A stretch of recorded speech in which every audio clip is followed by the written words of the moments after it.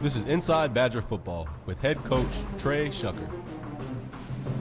Financial support for Inside Badger Football is provided by Blake Bell of Edward Jones Investments, the accounting firm of Turner, Rogers, Manning, and Plyler, Welch Funeral Home, Austin Wingfield State Farm, Southern Bank Corp., Chad Kesterson Shelter Insurance, Southwest Sporting Goods, Taylor King and Associates, Mary and Martha's Florist and Gifts, Price and Company, Doctors Rob and Gary Rucker, Eccles, Thompson and Kneebone, Clark County Farm Bureau, Dairy Queen, Pediatrics Plus, South Central Connect, Java Primo, Southwest Auto Collection,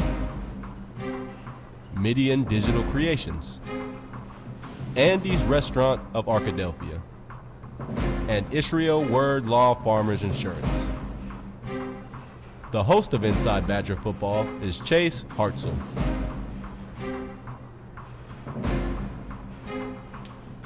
And welcome back to Inside Badger Football. I'm your host, Chase Hartzell, and as always, we're joined by Coach Trey Shucker. Coach Shucker, welcome back. Hey, thank you for having me. Good to be back. Now, last week we recapped a pretty tough loss in the opening week, but you told me at the end of that show that we were going to have a lot more fun recapping this week's game, and you are a man of your word. That was a fun game to watch, and I'm sure that had to be a fun game on the field and down on the sideline as well. It really was. You know, it was great for our entire program. It was great for all of our kids. I think everybody got in the game that's on our football team, and, which is really good for our football program, getting those kids Friday night experience. It's just a different feel on a Friday night. So everybody getting into the game and getting that experience and getting those Friday night reps was awesome. Yep. And so with this win, there seemed to be improvement across the board. What was the difference between this week and maybe the last week when the results really weren't in the team's favor? Well, Camden's a really good football team, and they gave us a really good look at things that we need to improve on. So last week in practice was all about us. It was all about improving with the things that we needed to improve on. Getting understanding our keys and our reads better, getting to the football and wrapping up, just executing on offense, understanding what we're looking for and attacking it. So it was just a big focus on us. That was the biggest focus last week, and I thought our kids did a great job of preparing and improving from week 1 to week 2. Was there any difference in mentality in the locker room and practice heading into that week 2 game? I think that we were a little bit more focused. Losing that first one kind of woke some of us up, and I think there was a little bit more focus throughout the week in practice. So, we talk about improvements across the board. As a head coach, what were some specific areas that you really saw improvement from going from week 1 to week 2? I thought we executed a lot better on offense. We just were able to put some plays together and put some drives together, and it led to big plays. And, just on defense, getting to the football and understanding our reads and our keys, and we didn't have as many missed assignments on either side of the football. And, when you can have 11 guys on one side doing everything right, that's whenever those big plays happen, and playing fast and playing with confidence. I thought we did that a lot better this week. Yeah, and we're going to go into some detail about some of those improvements as we look back at this game. But before we go back to that game, we often don't get a chance to talk about, the development that we're seeing not only at the varsity level, but we also talk about the development that we get to see, at the lower levels, at junior high and below. So, maybe could you give us an update on what's going on at the lower levels of Badger football? Absolutely. So our junior high, we're really excited about it. We believe our junior high is going to have a great football season. We've got probably the biggest junior high team that we've had in a long, long time. We're sitting somewhere in the mid-80s with our 8th and 9th grade group. There's a lot of really talented players over there. Those guys work really hard. Our coaching staff over there does a great job in preparing our kids and getting them ready for those Thursday night games. And we've got a really good group of 9th graders coming up, and we feel really good about it. They should have a great football season. They're 1-0 right now, and looking to improve and keep getting better.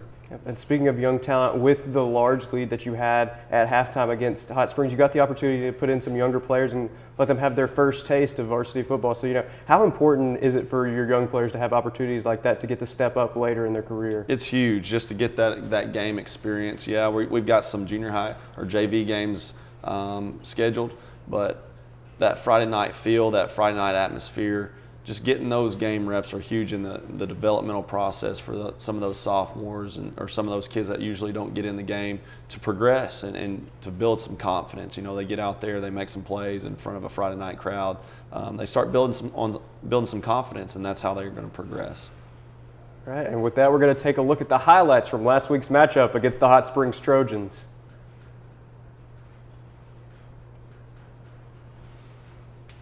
And here we are with the opening kickoff, and from the get-go, the guys were doing a great job of swarming to the ball and making plays. Yeah, this was one thing that we improved on was our kickoff coverage. I thought we stayed in our lanes and got to the ball a lot better this week.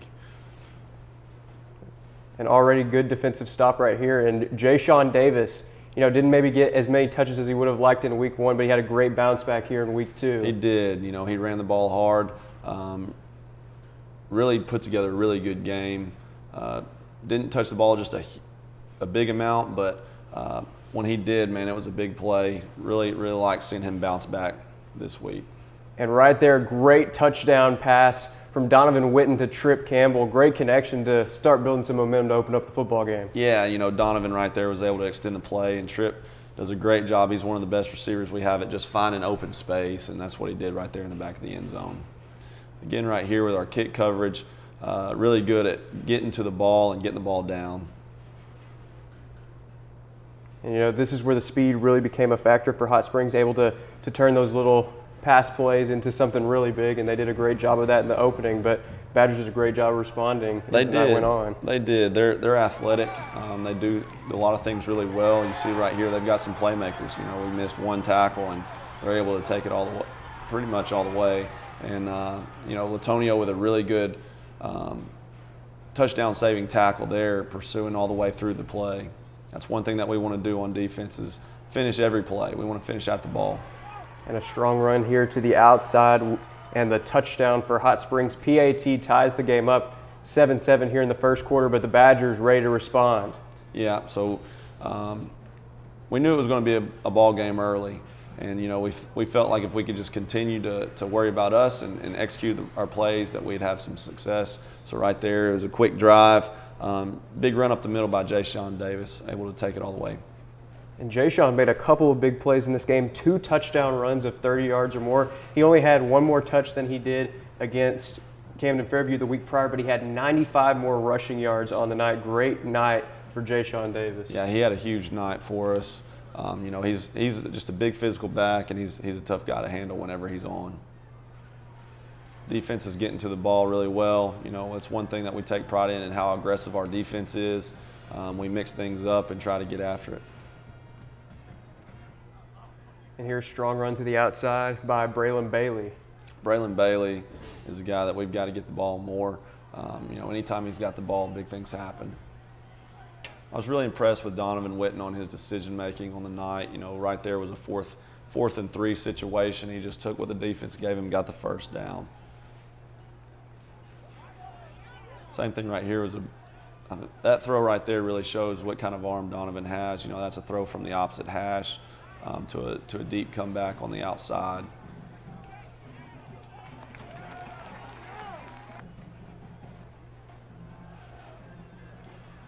Right here you see our defense really getting to the ball well. Really trying to put some pressure on the quarterback. Right there, Hot Springs has got a really good quarterback. He's got a great arm. He plays well. If you allow him to sit back there and throw the ball unpressured, he's going to be able to make some completions. And just throughout the night, you see how well Arkadelphia is moving the ball. And this is pretty impressive against a Hot Springs defense that the week before had allowed just 76 total yards on offense and less than 1 yard a carry to the Fountain Lake Cobras, another team coming out of the 7-4A. Just a really strong performance across the board. They are. Hot Springs is athletic. They do things really, really well.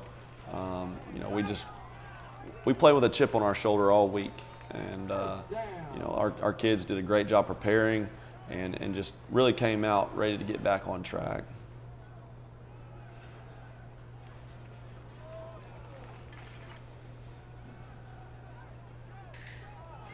Big play right there by Nick Williams. You know, Nick had his first start at safety.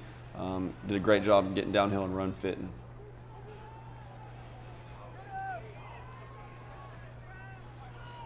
This was a huge play for us. Donovan Witten, our quarterback, was able to get out to the right and found Braylon Bailey. Braylon Bailey was able to take it all the way. Big block by Alex Lloyd on the outside.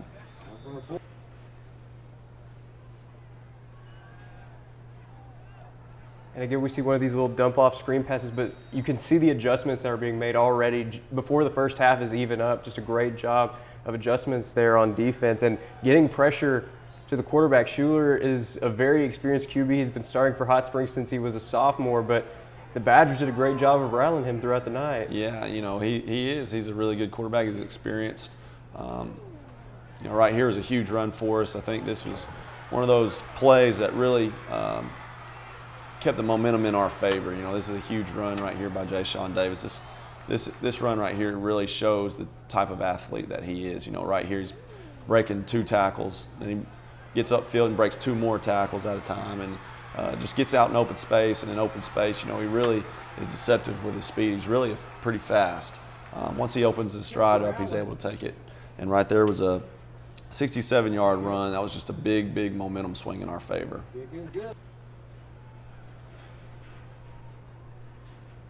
And there were quite a few scores there coming at the end of the first half. And here's another big one right here. K.D. Young, living every defensive lineman's dream, taking it to the house on a 37-yard interception return off the deflection from Landon Kewen. Yeah, so this is awesome. You know, this is what happens when everybody's doing their job. You know, Landon Kewen able to get to the quarterback, disrupt the pass.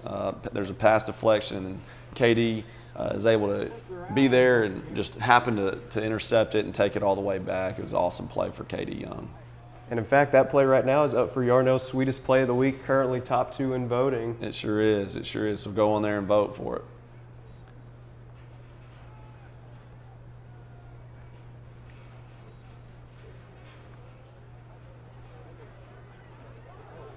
And now we're moving into the second half. We're starting to see some of those younger players move in. It was 43-7 at the half, but got to see some, really some sparks from this young Badger squad. Yeah, you know, this was awesome to see some of our younger guys get in. We've got some sophomores and juniors mixed in here. And really good Friday night experience. I know we've talked about it, but getting these guys some experience is huge in their progression as a player for us in this program. You know, that way that, you know, when their time comes to be a starter for us one day, or if it comes sooner rather than later, it's not their first start or not their first time to get on the field on a Friday night.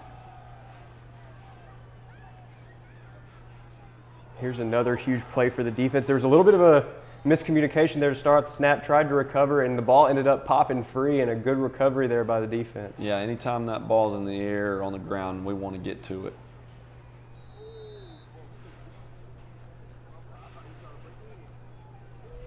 I was really impressed with D'Angelo Buckley and how he ran the ball. A lot of his plays that he had were one cut, and he just got his shoulder pad level low and got upfield. And there's many plays on here where it looks like there's not anything there for him, and he gets upfield.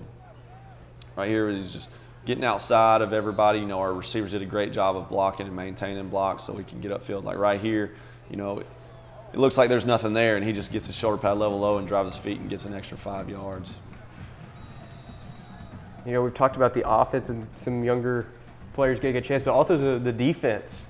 A lot of defensive players that maybe haven't got as many tastes, as the starters have, but they've also had a strong performance there in the second half. Absolutely. You know, in the second half, on both sides of the ball, we were able to get a lot of different guys in. You know, it was great to get some of those next guys in on defense, and you see a lot of people on the field that you don't normally see, and that's great for them as well as us. You know, it gains everybody more experience.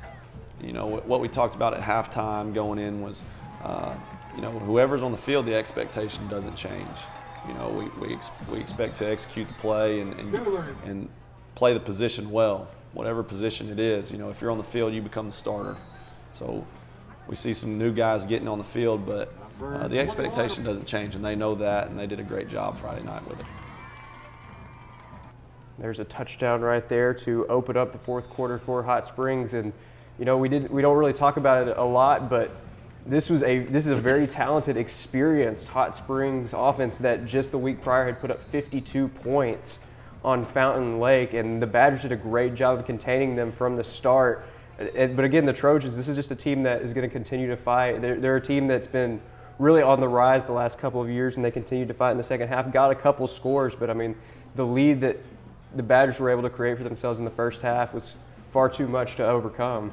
Yeah, you know, they really are a really good football team. They're going to win a lot of games, and they're going to have a really good season.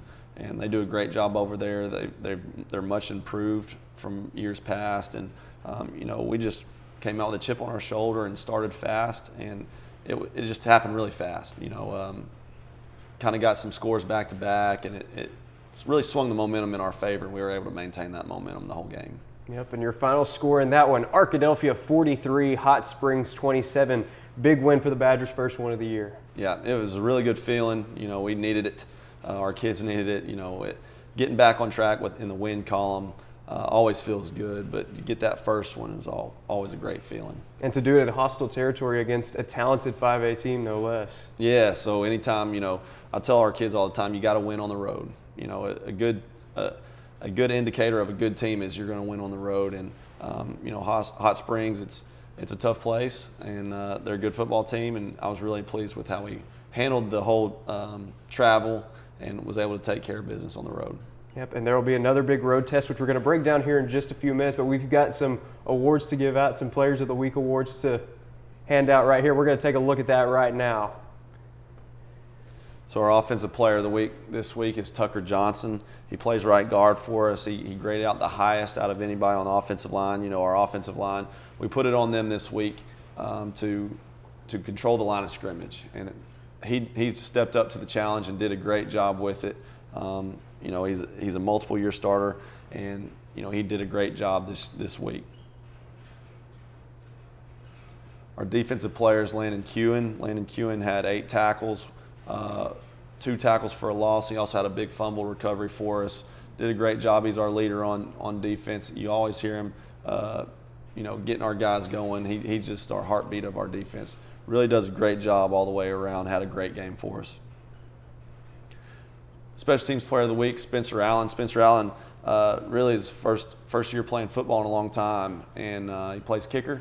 He went 5 for 5 with PATs this week. He's just one of those guys that you can count on. You know, he hasn't played football in a long time, but when he first day he came to practice. You know, he's kicking field goals and PATs, and, you know, he's very impressive. But he had a great first game for him. Badger Spirit Award winner is Coach Anthony Jenkins. Coach Jenkins came to us back in January and wanted to volunteer and help out. You know, Coach Jenkins is from Arkadelphia. He's an alumni. You know, he loves the program, the football program, and the school. He's a guy that we love having around the program. You know, he's just one of those guys that he helps out with our junior high, he helps out with our high school. Anytime the football team is going to a camp or a 7-on-7, if there's practice, you know, he's there. He shows up early, leaves late. You know, if there's anything that needs to be done, Coach Jenkins is taking care of it.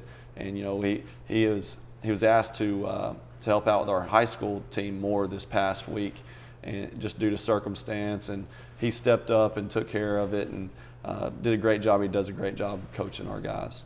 Yep, definitely embodies the spirit of the Badger. He sure does. He's awesome to have around. Yep, well, congratulations to all of this week's Player of the Week award winners, and with that, we're going to take a look at some of the scores from around the conference. So you see the score right there from the game Friday night, Arkadelphia 43, Hot Springs 27, as we just broke down. We first look at the Malvern-Glenrose game. Glenrose, you know, 3A, but this is a team that's been pretty strong over the years. They took the fight to Malvern. We're down by just 1 at halftime. Malvern ended up pulling it away, but the Beavers giving the Leopards a pretty strong fight there. Yeah, I think Glen Rose has got a lot of guys back from last year's team. I think they really feel good about the team that they've got and should compete really well. And then we move on to Fountain Lake and England. Fountain Lake bouncing back from a 52-7 loss to the Hot Springs Trojans the week prior. This time they're winning 54-6. Yeah, so that's really big for our conference. Our conference getting some wins this week, and it's the SEC of of football. It's our conference is so tough, and you see it every Friday night. And once we get into conference play, it's going to be a battle every week. Now moving on, we look at the score from Ashdown. Ashdown defeating DeQueen 45-0. Another team out of the 5A South going down to a team from the 7-4A. Yeah, Ashdown is one of the more talented teams in our conference. They've got some really, really skilled players, and you see it right there whenever they put up 45 points. That's a lot of big plays being made. And then after that, big win for Harmony Grove Friday night, defeating the Jessieville Lions by a final score of 35-14. Yeah, so Harmony Grove is one of those tougher teams that like to run the ball and ground and pound, and 35 points for them, that's a lot of scoring, and it just shows you how everybody in our conference this week got a win, and it's just a tough conference overall. Yep, and speaking of wins, the week prior, Robinson had a really tough matchup against one of the best programs in the state in PA, and this past week we saw maybe more of the Senator squad that we knew we were going to see in 2021. Strong win on the road against Maumelle. They ended up winning that one 47-44. Yeah, this is an awesome win for them. Maumelle's one of those top tier 5A schools. They've got some Arkansas commits, and that's just a big win for that program. Bauxite also winning, as you mentioned, everyone in the conference winning this week at Bauxite, getting the hard-fought victory over Monticello, 15-13, the final score in that one. Yeah, Bauxite's really on the rise, I think. Those guys over there, they've been working really hard, and I think they really feel good about their football team this year. So it'll be an exciting game in the future. And, we talked about Robinson and, struggling against a tough non-conference opponent in week one, but bouncing back. Same thing for Nashville. They had a tough game against Pleasant Grove, a non-conference game out of state, but then coming back again with another non-conference against a 5A South opponent, and they bounced back well, winning that one 35-21. Yeah, so, they were kind of in the same boat that we were, 0-1 going into this week. And, sometimes finding that first win is the hardest thing to do, but, Nashville's always going to be Nashville. They're a tough football team, so they came out on top.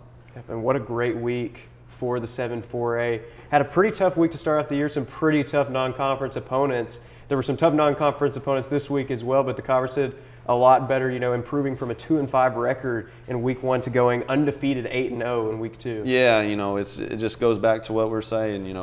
Our conference is the toughest conference in 4A, and, everybody in the conference got a win this week, and that just represents our conference really well. Yep, and with that, we move on to next week's matchup, visiting the Greenbrier Panthers. Greenbrier, very talented squad, a playoff contender there in the 5A West along with Harrison. Based on, what you've seen in previous years, and you've gotten to play them once, what can we kind of expect from this matchup? Well, Greenbrier, for one, it's going to be a very, very tough team to play. We got to go to Greenbrier. Greenbrier is a football town. They like Friday night football. And Greenbrier, they do things well. They get to the football. They tackle really well. They do things well on offense. They throw and catch really well. They're just a complete football team, and it'll be a really good non-conference test for us in a tough environment. So we've got to have a really good week of preparation and practice. We've got to execute well, and we can't give them anything. We can't make some small mistakes, because those small mistakes lead to big plays for them. And so this week is all about really working on our execution just like it's been, but continue to progress with it and get better at what we do.